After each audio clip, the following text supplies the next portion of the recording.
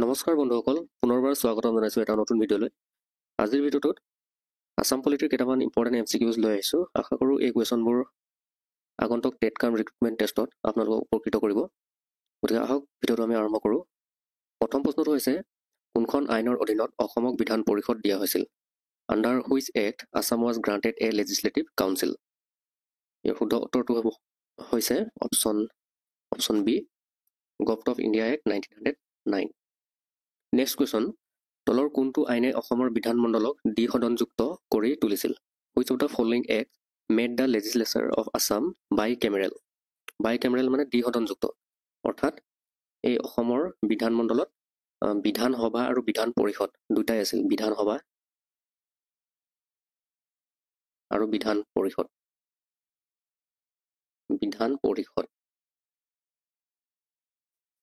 এই দুটাই আছিল দ্বিসদনযুক্ত, তাৰ অৰ্থ সেইটোৱে, বিধানসভা আৰু বিধান পৰিষদ। বিধানসভা হৈছে লোৱাৰ হাউচ, যিটো লোৱাৰ হাউচ, আৰু বিধান পৰিষদ আপাৰ হাউচ আছিল। সেইটো কোনটো আইনে এই ব্যৱস্থাটো কৰি তুলিছিল বিধানমণ্ডলত? ইয়াৰ শুদ্ধ উত্তৰটো হৈছে option D, government of India act 1935। এই আইনৰ অধীনত অসমৰ বিধানমণ্ডল বাই কেমেৰেল হৈছিল। বৰ্তমান কিন্তু নহয়, বৰ্তমান ইউনিকেমেৰেল হৈ আছে। ইউনিকেমেৰেল অৰ্থাৎ একক সদনযুক্ত। বৰ্তমান এই বিধান পৰিষদ অসমত নাই। এতিয়া বৰ্তমান অসমত অকল বিধানসভাহে আছে। নেক্সট, অসম বিধান পৰিষদ কোন বছৰত বিলুপ্ত হৈছিল? In which year Assam legislative council was abolished? ইয়াৰ শুদ্ধ উত্তৰটো হৈছে অপশ্যন চি, 1947 চনত। বৰ্তমান ভাৰতৰ 6খন ৰাজ্যত এই দুটা বাই কেমেৰেল হৈ আছে,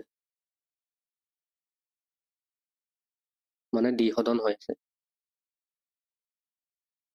সেই ৰাজ্য 6খনৰ নাম হৈছে উত্তৰ প্ৰদেশ, অন্ধ্ৰ প্ৰদেশ, বিহাৰ আৰু এটা হৈছে কৰ্ণাটকা আৰু মহাৰাষ্ট্ৰ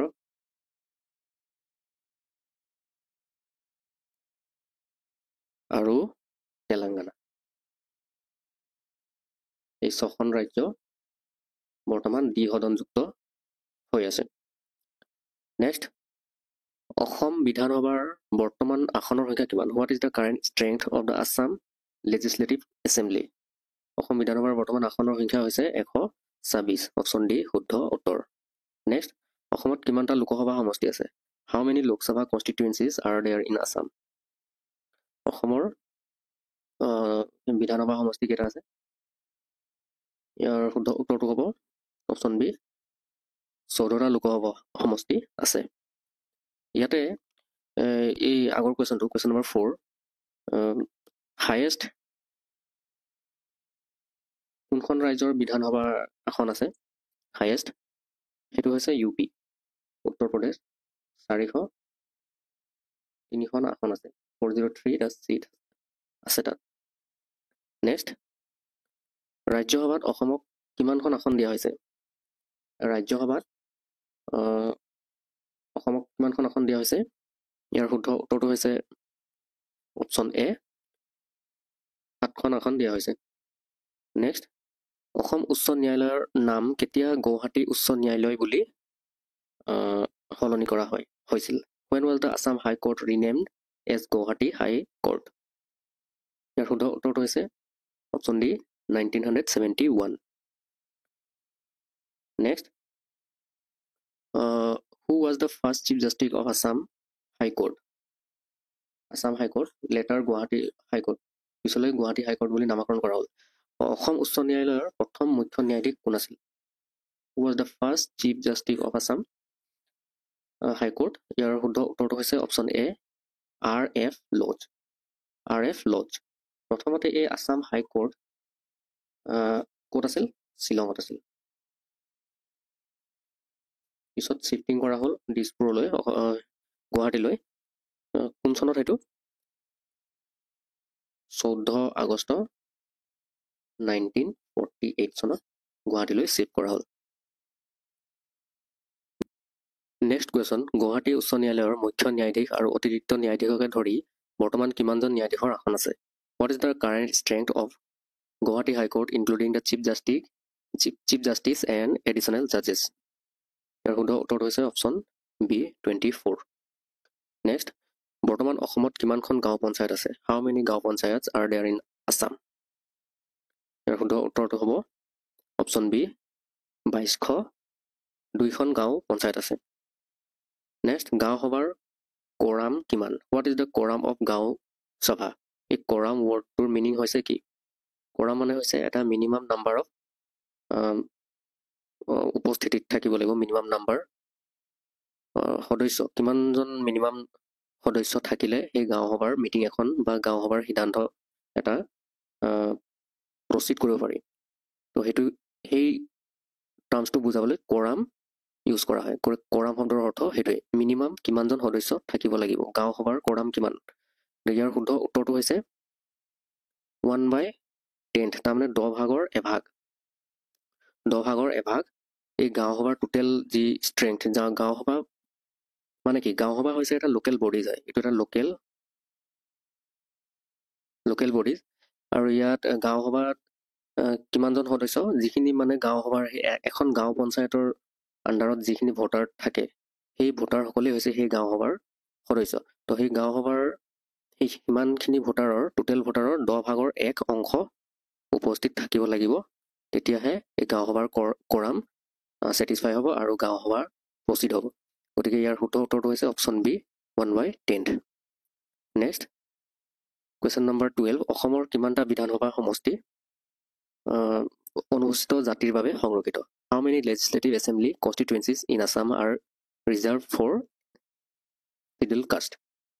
ইয়াৰ শুদ্ধ উত্তৰটো হ'ব অপশ্যন ডি 8টা বিধানসভা সমষ্টি। নেক্সট, অসমৰ কিমানটা বিধানসভা সমষ্টি অনুসূচিত জনজাতিৰ বাবে সংৰক্ষিত? How many legislative assembly constituencies in Assam are reserved for STs? ST সকলৰ বাবে কিমানটা বিধানসভা সমষ্টি আছে? ইয়াৰ শুদ্ধ উত্তৰটো হৈছে অপশ্যন এ 16টা। নেক্সট, অসম জনস্বাস্থ্য আইনখন কোন বছৰত প্ৰকাশ পাইছিল? The Assam public health act was published in which of the following year? ইয়াৰ শুদ্ধ উত্তৰটো হৈছে অপশ্যন এ 2010 চনত। নেক্সট কুৱেশ্যন, তলৰ কোনটো ৰাজচক্ৰসমূহত 2010 চনত NRCৰ পাইলট প্ৰকল্প আৰম্ভ কৰা হৈছিল? The NRC pilot project was launched in 2010 in which of the following revenue circles? ইয়াৰ শুদ্ধ উত্তৰটো হৈছে বৰপেটা আৰু কামৰূপ, এইটো ছয়গাঁও কামৰূপত আছে। ছয়গাঁও আৰু বৰপেটা ৰাজচক্ৰত এই NRC পাইলট প্ৰকল্প আৰম্ভ হৈছিল 2010 চনত। নেক্সট কুৱেশ্যন, অসম সামৰিক সেৱাৰ প্ৰথম শ্ৰেণী বিধি কোনটো বছৰত প্ৰকাশ পাইছিল? The Assam Civil Service Class 1 Rules was published in which of the following years? ইয়াৰ শুদ্ধ উত্তৰটো হ'ব অপশ্যন এ 1960। নেক্সট, অসমৰ শেহতীয়া ভূমি আৰু ৰাজহ সেৱা বিধি কোনটো বছৰত প্ৰকাশ পাইছিল? The latest Assam Land and Revenue Service Rule was published in which of the following year?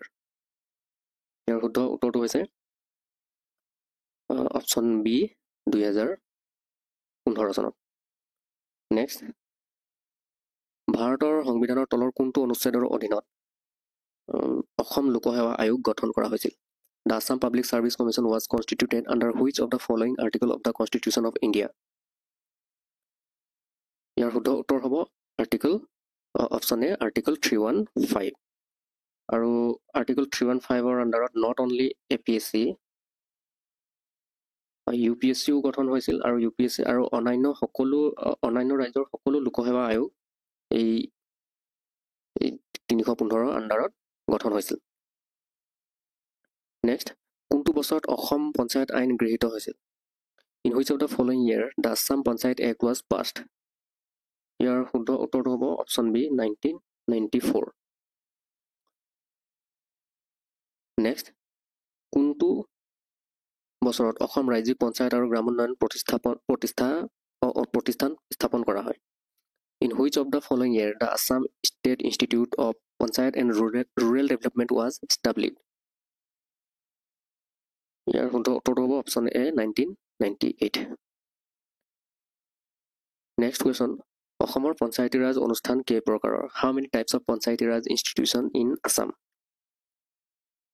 অসমৰ পঞ্চায়তী ৰাজ অনুষ্ঠান কেই প্ৰকাৰৰ ইয়াৰ শুদ্ধ উত্তৰটো হ'ব অপশ্যন বি 3 প্ৰকাৰৰ আমাৰ গাঁও পৰ্যায়ত কি হয় জিপি গাঁও পঞ্চায়ত থাকে গাঁও পৰ্যায়ত এইটো ভিলেজ লেভেলত তাৰপিছত থাকিব এটা ব্লক লেভেলত থাকিব ব্লক লেভেলত কি থাকিব আঞ্চলিক পঞ্চায়ত থাকিব এপি থাকিব আৰু জিলা ডিষ্ট্ৰিক্ট লেভেলত কি থাকিব জিলা পৰিষদ ডিষ্ট্ৰিক্ট লেভেলত থাকিব জিলা পৰিষদ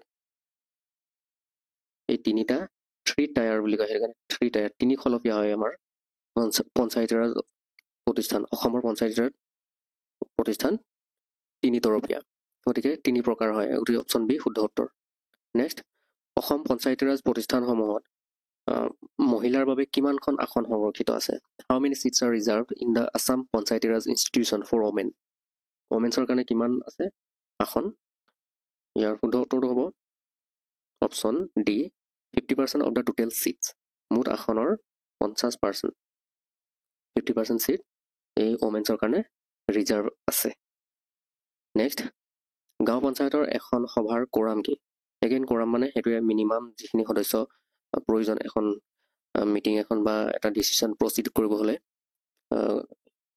কিমান মিনিমাম যিখিনি লাগিব সেইখিনি কোৰাম বুলি কয় তো what is the quorum for meeting of the গাঁও পঞ্চায়তৰ কাৰণে কোৰামটো কিমান গাঁও পঞ্চায়তৰ মিটিং এখনৰ কাৰণে ইয়াৰ শুদ্ধ উত্তৰটো হ'ব অপশ্যন এ মুঠ সদস্যৰ 3/1 1/3 of the total number of member 1/3 উপস্থিত যদি থাকে তেতিয়াহ'লে এই গাঁও পঞ্চায়তখন মিটিংখন আৰম্ভ হ'ব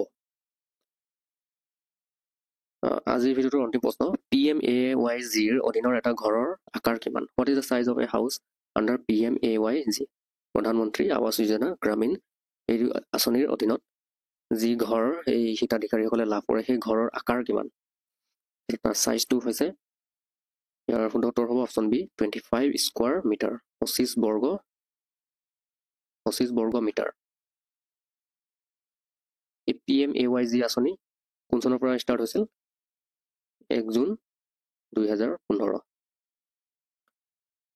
বন্ধুসকল এইখিনি আছিল এই 24টা কুৱেশ্যন আশা কৰোঁ এই কুৱেশ্যনখিনি আপোনালোকক উপকৃত কৰিব ভিডিঅ'টো শেষলৈকে চোৱাৰ বাবে অশেষ ধন্যবাদ জনালোঁ এই কুৱেশ্যনখিনি এই ভিডিঅ'টো আপোনালোকে বন্ধুসকলৰ সৈতে শ্বেয়াৰ কৰিবলৈ নাপাহৰিব ভিডিঅ'টো শেষলৈকে চোৱাৰ বাবে অশেষ ধন্যবাদ জনালোঁ থেংক ইউ